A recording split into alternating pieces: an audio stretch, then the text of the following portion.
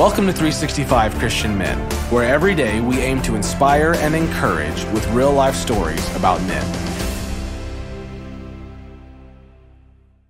April 17th. Bob Goff.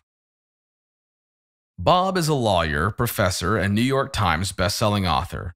In 2003, Bob founded Restore International, a nonprofit human rights organization, in order to find daring, productive, and effective ways to fight the injustices committed against children. His goal is to restore justice to those without a voice, children and poor people. He provides legal assistance, education, and food. His books encourage others to live extraordinary lives too. On this date in 2018, Bob released his second book, Everybody Always. In spite of his busy schedule, Bob makes himself more available, not less, to those who want to talk to him, which means almost 1 million readers have his cell phone number. He says that living with constant interruptions is what Jesus did. Taking a bigger step may be the seed that grows the impossible. Bob Goff calls himself a recovering lawyer, with a passion to spread love everywhere he goes and to encourage others to do the same. He lives out the gospel at every opportunity. Whether helping a dying widow cross off bucket list items or defending helpless children from witch doctors in Africa, Bob's life is defined by love in action. In Uganda, witch doctors have an unofficial immunity.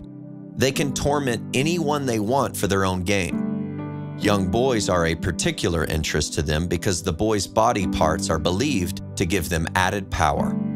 Children are disappearing every week, and the government's efforts to stop this do little good. This practice has been going on for centuries, and in the last decade, it's been getting worse. Kabi, the leader of the witch doctors in the north, was on the move, and 8-year-old Charlie was his next victim. This particular case was different from 1,000 others, only because this time Charlie lived to talk about what the witch doctors did to him. Now Bob had a case. With a deep love for children and 25 years as a lawyer, Bob stepped in to get Kabi prosecuted and bring this evil system to justice. Kabi went to prison for life. This was the first time in Ugandan history that this had happened. But Charlie's family abandoned him because of the atrocity, and Bob became Charlie's legal guardian. Bob said, "The minute he attacked Charlie, Kabi became my enemy. It's easy to talk a good game about loving your enemies until you have one. I realized if I wanted big things to happen in my life, I'd need to take bigger steps and risk more than I had before. So I decided to visit Kabi in prison." With the same love that compelled Bob to love Charlie, Bob walked into the Luzira maximum security prison where Kabi had been incarcerated, one of the scariest places on the planet, and asked to see Kabi. Kabi entered the dark room where I was waiting, Bob said. He had no shoes and was wearing a torn, dirty prison uniform. He seemed remorseful. He told Bob, "I know I'm going to die in this place. What I need is forgiveness." Kabi came to Christ in that dark room and began to learn about Jesus. During his next prison visit, Bob asked the warden if they could share Jesus with the men in Luzira. At first, he waved me off, but then, as if I'd done a Jedi move, he said he'd let Kabi talk to them. Bob and Kabi soon found themselves standing before the 3,000 death row prisoners.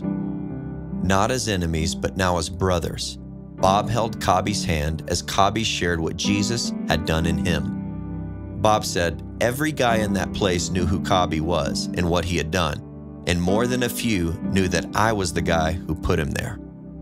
When Kabi finished speaking, hundreds of men walked towards them. The men on death row wanted to know about this Jesus who could reconcile such obvious enemies. Luke 6:27 and 28 says, "But to you who are listening, I say, love your enemies, do good to those who hate you, bless those who curse you, pray for those who mistreat you." Are there enemies in your life God is asking you to forgive? Taking a bigger step may be the seed that grows the impossible.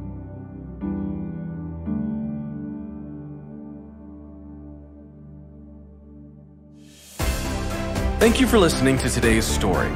Every day of the year, our hope is to inspire you with real-life stories of faithful men who have gone before us. For today's story, we have a free one-page group discussion sheet available on our website. Please join us tomorrow for another story at 365christianmen.com.